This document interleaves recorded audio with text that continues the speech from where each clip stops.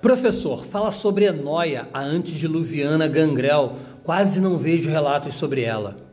Os antediluvianos são a terceira geração de Caim, o primeiro vampiro, de acordo com as lendas do RPG de Vampiro à Máscara.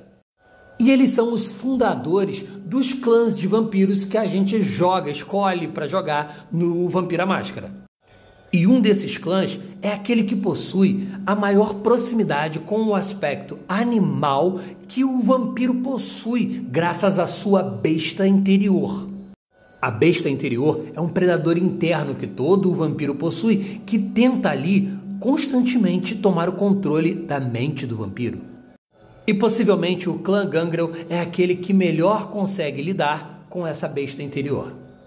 Mestres da metamorfose, a sua disciplina é o proteanismo, que dá a eles a capacidade de mudar de forma. Então, se você já escutou lendas de vampiros onde eles se transformam em morcegos, lobos e névoas, isso vem dos Gangrel. E possivelmente, inclusive, isso faz parte da maldição que Deus colocou sobre Caim, que o tornou o primeiro vampiro. No aspecto em que destaca a fachada humana que um vampiro tenta manter, escondendo a sua besta. Porque o proteanismo, de certa forma, faz-se revelar a besta escondida dentro da alma de cada vampiro. No Vampiro à Máscara, 5ª edição, nós temos outros clãs que utilizam o proteanismo, como os seguidores de Sete, que acabam usando o proteanismo para se tornarem serpentes ou possuírem algum aspecto de cobra. Enquanto os Tzimisce utilizam o proteanismo junto com a disciplina de dominação, habilitando a vicissitude, a arte de moldar a carne e os ossos de si mesmo e de outros, promovendo inclusive a habilidade deles se tornarem monstruosidades gigantescas, a terrível forma de Zulu. Mas voltando aos Gangrel, eles são um dos 7 fundadores da Camarilla, a maior seita de vampiros existentes. 6 clãs se a gente desconsiderar os Tremé, né? Nem é clã. Tô zoando. Mas nas noites finais que nos são apresentadas no Vampiro à Máscara, 5ª edição, os Gangrel abandonaram a Camarilla, tá? Eles romperam laços com a seita. Então a gente tem muito pouco Gangrel dentro da Camarilla hoje em dia. A maior parte é independente ou tá junto com os anarquistas. E as histórias de início do clã Gangrel, ela possui diversas abordagens diferentes, mas é lógico, todas têm um ponto em comum: o seu antediluviano. O fundador do clã Gangrel, ou no caso aqui, fundadora. Estamos nos referindo aqui a Enoia.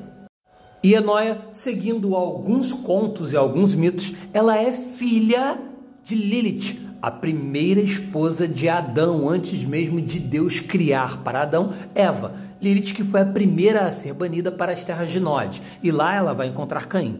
Então, aqui eu estou dizendo para você que Enoia é filha de Lilith, filha biológica. Ainda não estamos falando de vampiro, porque Lilith não é uma vampiro. Lilith, na verdade, é a primeira mago, né? É a primeira humano desperta. O nome Enoia significaria algo como a metade feminina de Deus. E, em algum ponto, Lilith vai abandonar Enoia, e Enoia vai ser criada por uma alcateia de lobos. E os animais vão torná-la uma exímia predadora.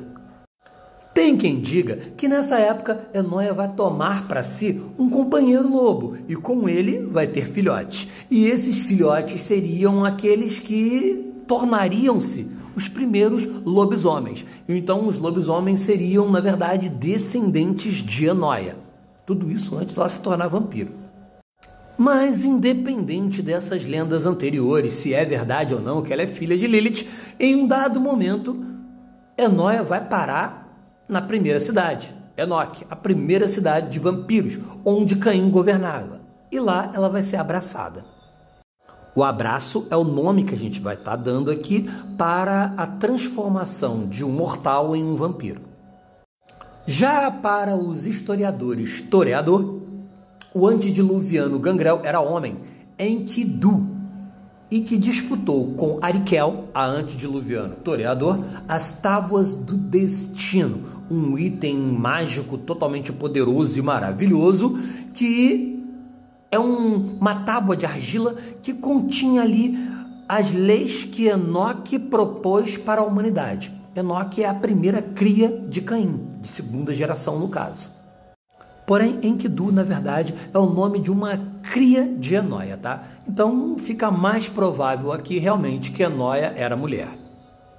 Mas, de qualquer forma, as tentativas da antediluviano historiador Arikel de tomar de Enóia as tábuas do destino fez com que Enóia ficasse enfurecida e tentasse destruir Arikel. Arikel, vendo que não daria conta de Enóia, fugiu e chegou a parar na Suméria, onde tentou abraçar o rei da Suméria e tentar organizar aqui uma defesa contra Enóia. Porém, Enóia tinha chegado antes na Suméria, já tinha rastreado para onde possivelmente Arikel chegaria e ela abraçou Gilgamesh, o rei da Suméria, antes de Arikel, forçando Arikel a fugir da Suméria, e Arikel foi parar na ilha de Creta, nessa fuga toda. Enquanto isso, Enóia decidiu ficar ali na Suméria mesmo e começar uma ninhada gangrel. Existe outra lenda também que conta que Enóia era irmã de Ravana, que seria o antediluviano Ravenous. E seguindo essa história aqui, após a queda da segunda cidade, que foi a cidade que os antediluvianos tentaram liderar após a destruição de Enoque, a primeira cidade, após a destruição da segunda cidade, é onde Enóia vai para a Suméria e lá se estabelece, enquanto Ravana ele vai ali abraçar, após encontrar, várias tribos nômades que viviam ali ao redor. E os dois, naquela região toda ali, passaram a ser conhecidos como o Rei Aranha e a Rainha Tigre. Só que em um determinado momento, os dois vão se desentender. E esse desentendimento vai gerar uma enorme guerra, uma batalha que vai durar décadas. E a gente não sabe exatamente o motivo para esse desentendimento. Se foi territorial, se um desagradou o outro, enfim. São muitas lendas que envolvem Enóia e Ravana. Mas o que sabemos é que durante toda essa guerra, eles incentivaram que várias pessoas fossem abraçadas para que se tornassem soldados para serem utilizados nessa guerra, porque eles estavam jogando suas crias umas contra as outras nessa batalha de décadas aí. E obviamente os gangrel eram muito mais fortes do que os Ravenous, porém os Ravenous eram muito mais astutos. Mas quem vai acabar colocando um fim nessa guerra toda é Ravana, que vai invocar do céu uma maldição profana que vai destruir grande parte dos gangrel, forçando eles a fugirem dali para o oeste, onde eles vão se espalhar pela Europa e pela África. Muitos gangrel vão se vincular a tribos siberianas e aos vikings ali, né, no norte da Europa, e outros gangrel que vão seguir para o sul, que vão acabar parando no continente africano, ali no norte do Saara, nas planícies do Serengeti. E nesses locais vão surgir novas lendas e novos mitos sobre Enóia. Aparentemente, Enóia entrou em torpor mais ou menos na época de Jesus Cristo e está em torpor até os dias atuais.